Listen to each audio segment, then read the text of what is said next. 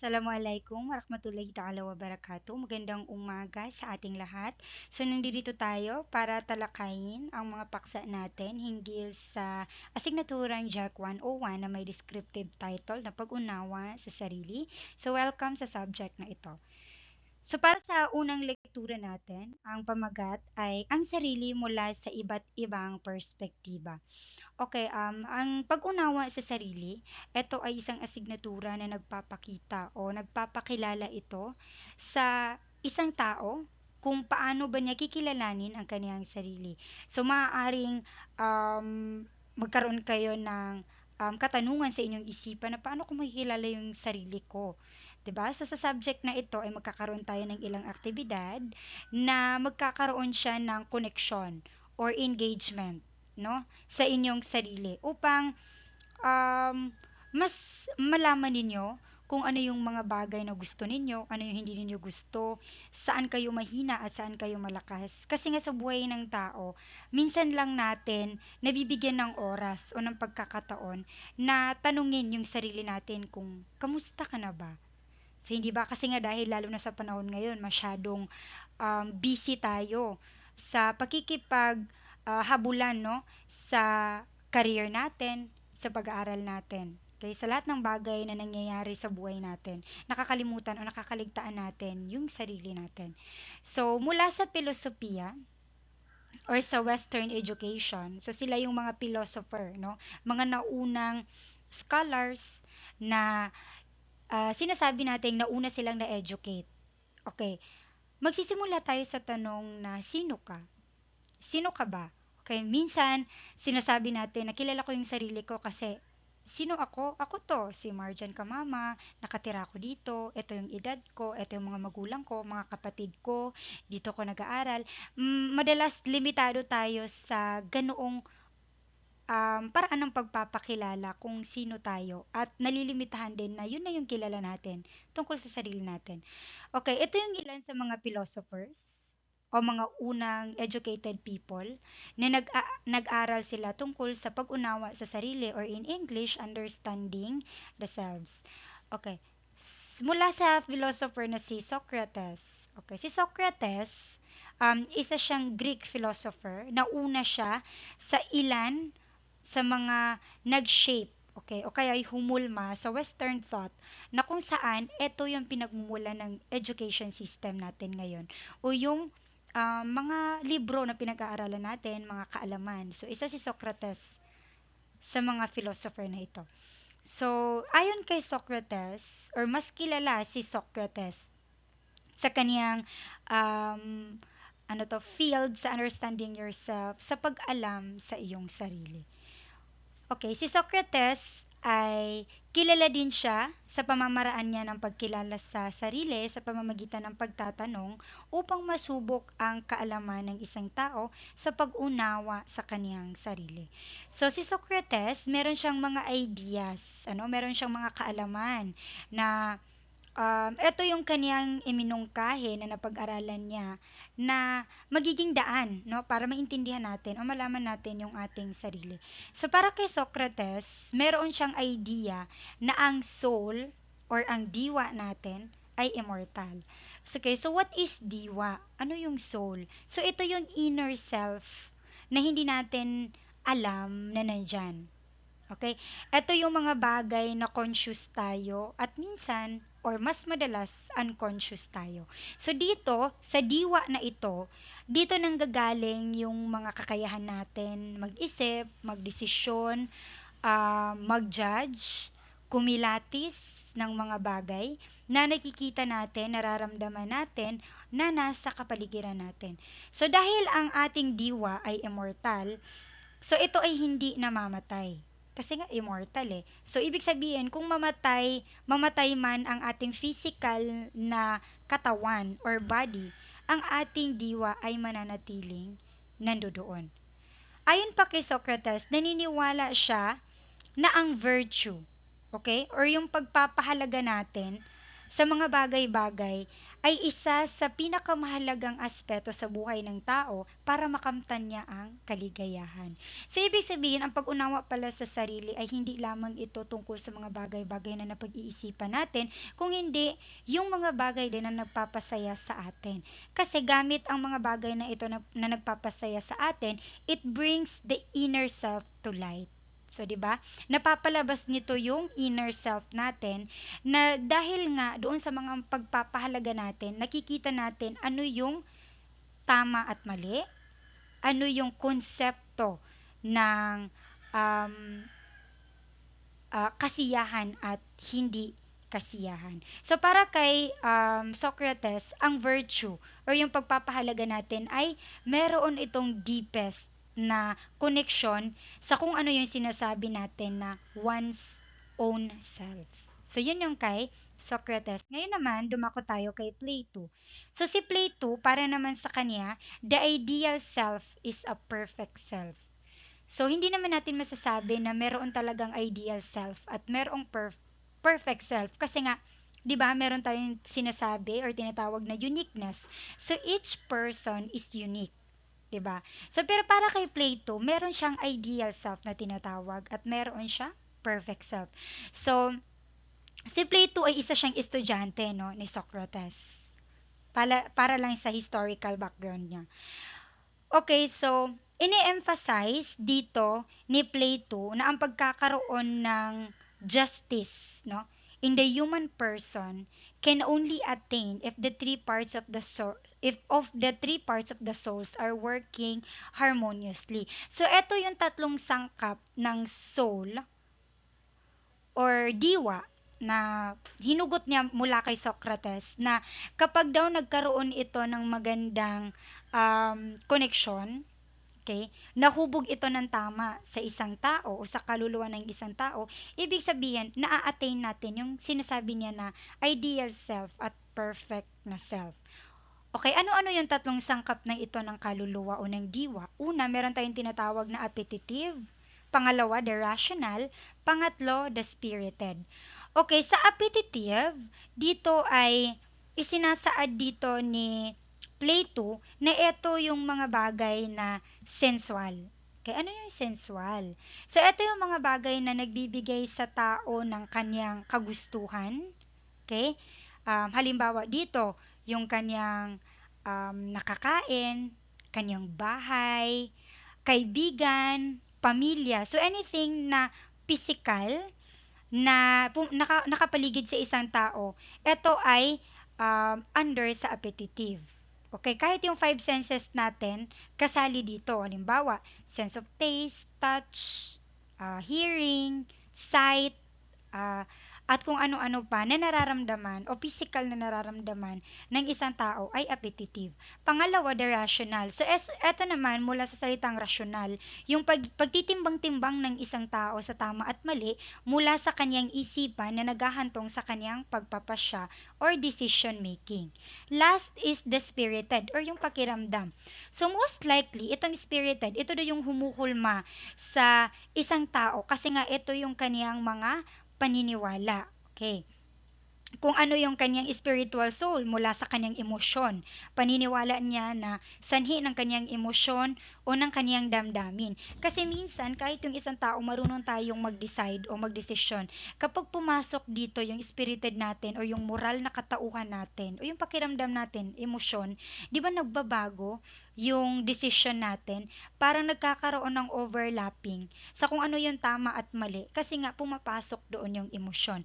Ngayon, eto kay Plato, kung ikaw yung isang tao na nababalanse mo itong tatlong sangkap na ito sa iyong sarili, ibig sabihin, ikaw ay may ideal self or mayroong perfect self.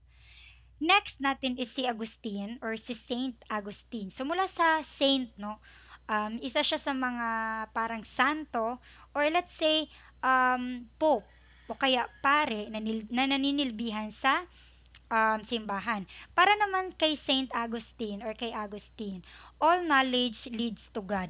Okay, so para naman sa kanya, ipinasok niya yung idea ng holiness or the Christianity or the Bible views sa paghuhulma ng katauhan ng isang tao. So nagmula sa kanya yung tinatawag na the theory of forms. Okay, ano itong theory of forms? So, ang theory of forms ni Agustin ay naniniwala siya na ang katawan ng isang tao ay mamamatay. Darating ang panahon na mamamatay ito dito sa mundo at ang kaniyang diwa o ang kaniyang soul ay muling manunumbalik, no? Doon sa ating Panginoon. So ito yung panghabang buhay na pagkabuhay ng isang tao kasama ang Panginoon. So ito yung theory of kaniyang forms. Ang pagmamahal para kay Austin at ang hustisya ang bubuo sa katauhan ng tao upang mahalin niya ang kaniyang kapwa at hindi gagawa ng masama sa iba. So para kay Austin, dahil nga ang isang tao, no, ay babalik sa Panginoon. So, ibig sabihin, dapat ang kanyang moralidad or ang kanyang katauhan ay binubuo ng pagmamahal at hustisya. So, tulad nga ng kasabihan, don't do to others what you don't want others to do unto you. So, yun yung kay Austin tungkol sa sarili. Okay. Dumako tayo kay Sigmund Freud. So kay Freud, so kilala natin siya in the field of psychology. So para sa kanya, bumuo siya ng isang teorya, no, mula sa kanyang pag-aaral na tinatawag na psychoanalytic or the theory of self. Okay. Nagmula sa kanya ang pag-aaral sa or psyche, or ibig sabihin ng paraan ng pag-iisip ng isang tao na binubuo ng kaniyang nalalaman o ng kaniyang malay or in English conscious at hindi nalalaman o walang malay ng tao in English the unconscious.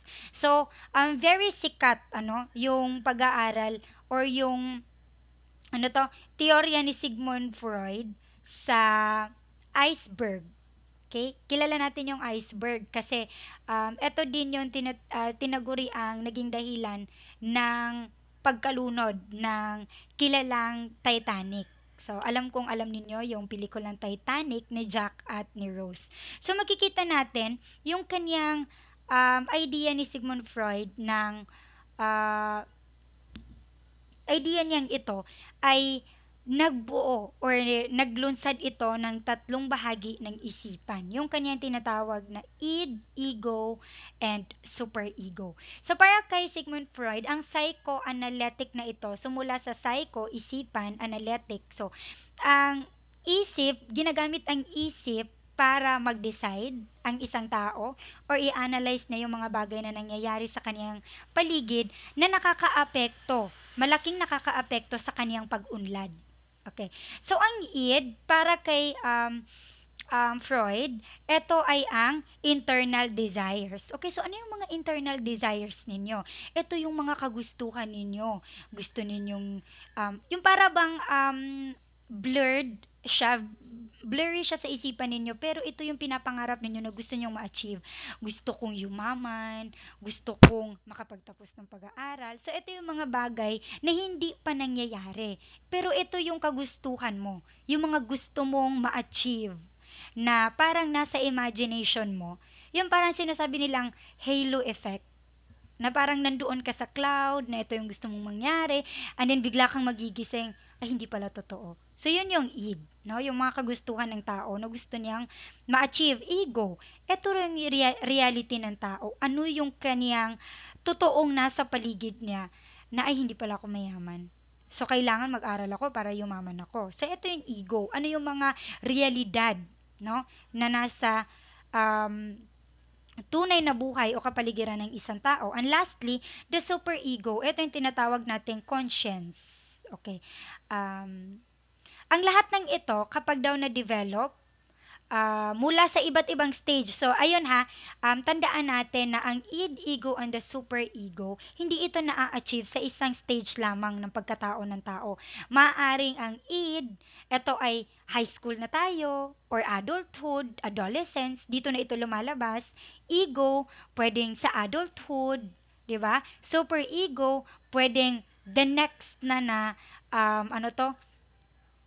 stage ng buhay ng tao. So, ito ay nadidevelop through time. At kasama nito yung growth or yung pag lago ng isang tao mula sa siya ay sanggol hanggang sa siya ay mamatay. So, maaaring in the process of growing up, saka mo pa lang nade-develop ang tatlong ito. So, para kay Freud, the development of the individual are characterized by their sexual drive. So, ano yung sexual drive? Ito yung pagiging lalaki at babae ng isang tao. So, habang ang isang tao daw ay lumalaki, no, yung kanyang sexual drive na mula sa kanyang pleasures, mga kagustuhan, frustrations mula sa mga challenges na dumaan sa kanyang buhay, ito man ay failure o hindi, or both, dito nag-grow yung isang tao at dito na niya nade-develop yung kaniyang sexual drive na nagiging malaking epekto sa kaniyang pagkatao. Actually, marami pa tayong philosophers, pero sila lang muna yung babanggitin natin um, para sa ating lektura. Okay, dumako tayo mula sa antropolohiya. So, ano yung antropolohiya? So, when we say anthropology in English, it is the study, no? Ito yung pag-aaral ng tao, pangyayari, mga bagay-bagay na mula sa nakaraan patungo sa kasalukuyan. So, pinapakita dito na merong kaugnayan sa tao ang kaniyang pinagmulan. Nakapokus din ito sa pag-alam sa kalagayan ng tao mula sa kaniyang kultural na aspeto. So dahil nga, 'di ba, nabanggit natin na ang bawat tao ay unique sila. Unique sila kasi nga iba-iba din yung culture na pinagmula natin or kinalakihan natin. Ano-ano ba yung culture? Okay, unang culture is ano yung kinalakhan mo sa bahay ninyo. Ikaw ba ay Christian, Muslim? Okay, of course, kahit Christian at Muslim ka, divided pa rin ito into tribe. So, halimbawa, in a Muslim, ano yung tribe na kinabibilangan mo? Ikaw ay Maranao. So, syempre, iba yung kultura or kaugalian, kilos, paniniwala, gawain ng Maranao sa isang Tausug, sa isang Maguindanao, sa isang ano to, yakan. So, iba-iba sila ng kultura. At nakakaapekto ito sa pag-unawa natin sa ating sarili kasi malaking contribution ito mula nang tayo ay bata hanggang sa tayo ay lumaki. Okay. So, sa kabuuan, ito ay nagpapakita ng kung paano umuunlad ang isang tao at kung paano siya naiiba sa kaniyang kapwa. Okay. Mahalaga itong okay. Ang tao ay kaugnay ng kaniyang kultura. So, paano tayo ngayon nagiging kaugnay ng ating kultura?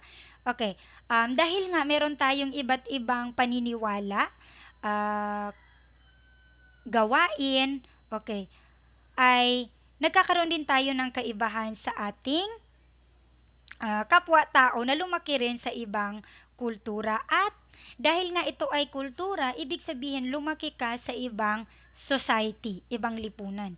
Kaya malaki yung nagiging epekto nito sa iyong pag-unlad.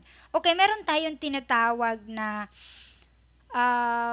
dahil self and the culture. Okay, ngayon, one's context of culture is different from another because they have different norms.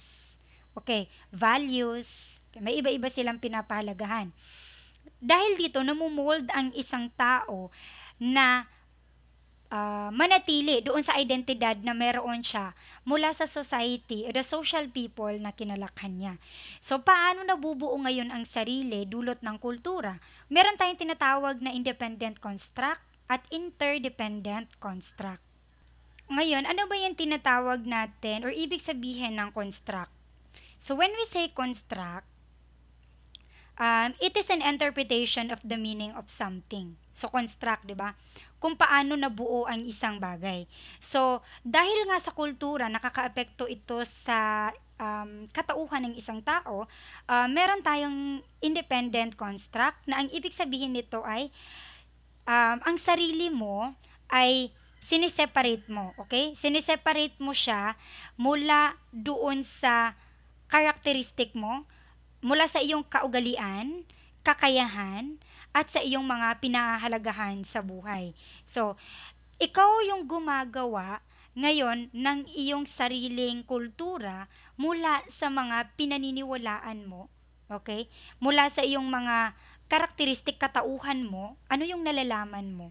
Ibig sabihin, kung ano yung opinion ng iba, hindi mo yon minamind. Kasi mas pinahahalagahan mo dito yung opinion mo. So, ito yung independent construct.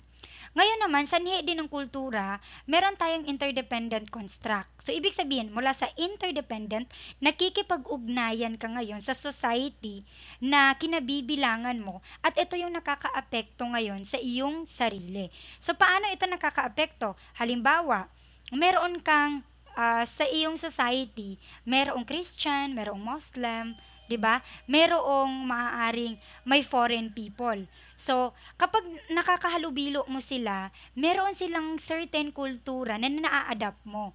So, halimbawa, sa Maranao, sa mga kababaihan, bawal naman talaga tayong mag-pants, 'di ba? Magmaong pants. Pero nga dahil nga nakaka-interact tayo ng mga tao na labas sa kulturang meron tayo, halimbawa mga Christian, so naa-adapt natin yung pants or pagpapantalon na ay okay pa lang magpantalon ako kasi nga ginagawa nga nila eh. So, baka pwede ko rin gawin. So, dahil nga um, ang kultura mo ay nagkakaroon ngayon ng pakikipag-ugnayan sa ibang kultura, kaya nagkakaroon ito ng um, epekto na sa pagdaan ng panahon, kahit bawal ito sa kultura mo, ay parang dahil opinion mo na pwede, so hindi mo na siya binabawal sa sarili mo at naa-adapt na din ng ibang tao na nasa komunidad na kinabibilangan mo. So next, meron tayong tinatawag na relationships or pakikipag-ugnayan, no?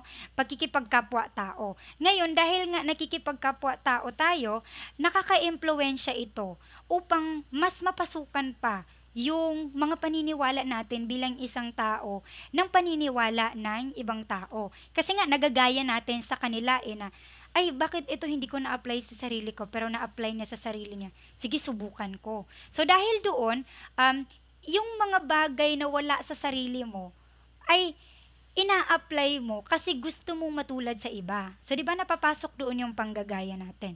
Next is the personality traits.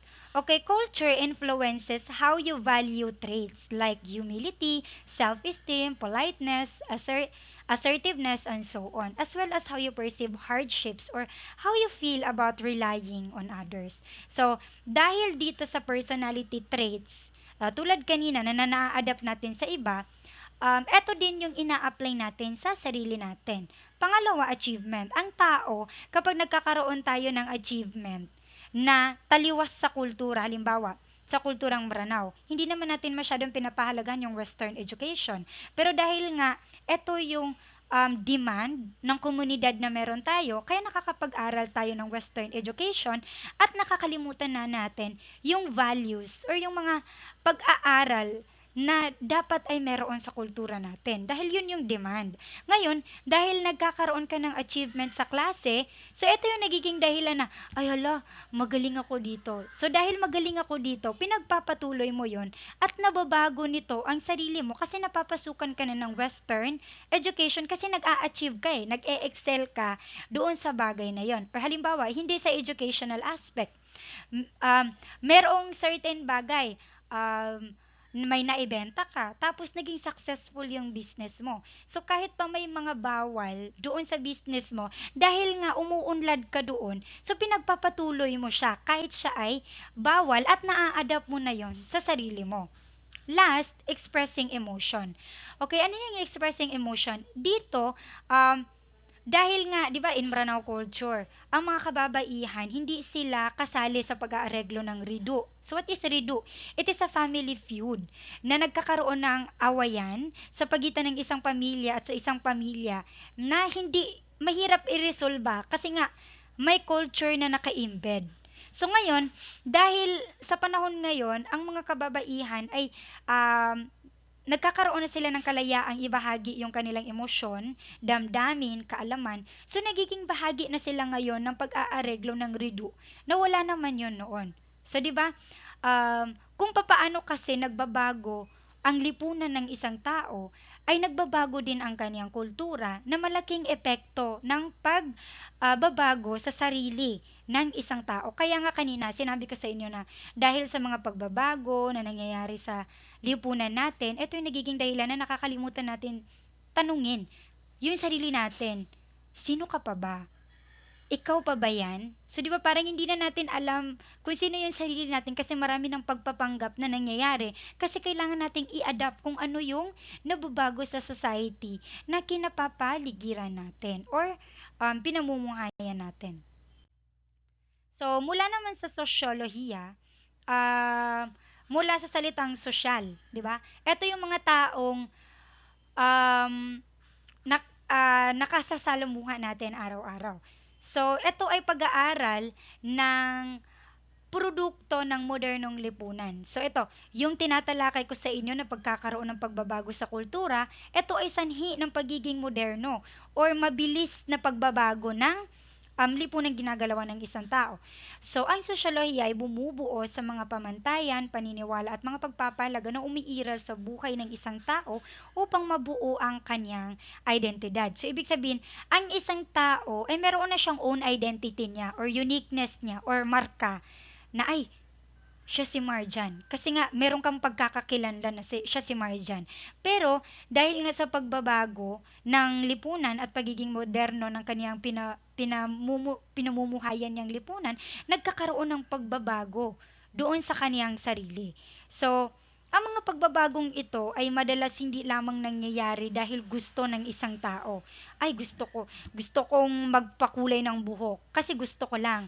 Sometimes, meron itong connection sa mga taong nakakasalamuha ng isang tao. So, ano yung katangian ng tinatawag natin na pagkakaroon ng modernisasyon? Una, industrialism. Okay, ma'am, ano yung industrialism? Industrialism, ito yung extensive use of material power and machinery in all processes of production. So, ito ngayon yung pagkakaroon ng teknolohiya. No, talamak na ngayon yung teknolohiya sa buhay ng isang tao. Ngayon nga kahit wala tayong pitaka, no? Basta lang dala natin yung cellphone natin, kahit saan ka na pumunta, mabubuhay ka. 'Di ba kasi nga yung pera na ipapasok na siya sa technology, nandoon na siya sa cellphone. So kahit sa pagtulog ng tao, hindi siya nakakatulog na hindi niya katabi yung cellphone niya. Industrialism, ba? Moderno. Capitalism. So, ito naman yung produkto ng sistema, no, ng pagbabago ng sistema kung saan nagkakaroon na ng mas mahalaga yung pera, no, kaysa sa ibang bagay. Na kapag wala kang pera, wala ka. Kahit pa ikaw ay nakapagtapos ng summa cum laude, kung wala kang trabaho, wala ka rin, tambay ka, so wala kang kwenta sa lipunan. So, di ba malaking depression yon sa tao, sa isang tao, sa kanyang sarili, kapag ka nakapagtapos ka, may achievement ka, pero wala ka pa rin palang kwenta. So, resulta ito ng modernisasyon. Pangatlo, institutions of surveillance. Ito naman yung napapaligiran yung isang tao ng iba't ibang power. Anong power? Meron tayong batas, di ba? Meron tayong gobyerno. Ano pa? Meron tayong mga tao na nadidikta sa atin.